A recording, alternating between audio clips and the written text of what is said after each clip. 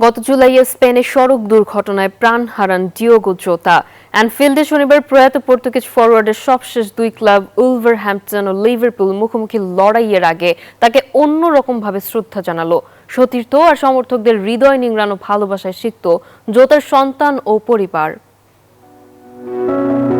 Football মাঠে যিনি ছিলেন নির্ভার হাসির প্রতীক, গোলের পর যার চোখে মুখে ছিল সেরাতের সেরা হওয়ার বাসনা, আজ সেই ডিয়েগো জতার জন্য থমকে দাঁড়িয়েছে পুরো অ্যানফিল্ড।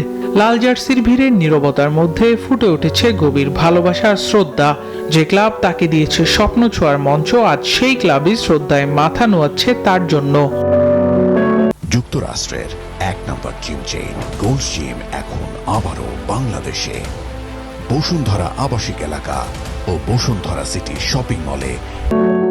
ক্ষণজন্মা পর্তুগিজ এই ফুটবলারের সবশেষ খেলা দুই ক্লাব উলভারহ্যাম্পটন ও লিভারপুল মুখোমুখি হয়েছিল এনফিল্ডে, যেখানে এই দুই ক্লাব অন্যরকম ভাবে শ্রদ্ধা জানায় তাদের সাবেক এই ফুটবলারকে।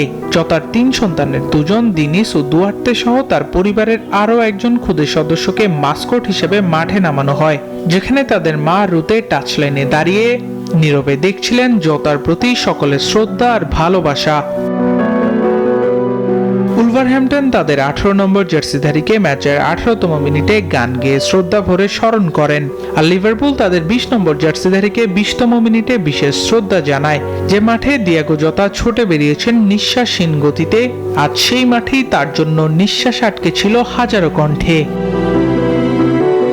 গোল থেমে যায়, ম্যাচ শেষ হয়ে যায়, কিন্তু স্মৃতি থেকে যায়। লিভারপুল আর উলভারহ্যাম্পটনের হৃদয়ে চিরকাল বেঁচে থাকবেন ডিয়েগো জতা। Abrar Aldayan, News 24.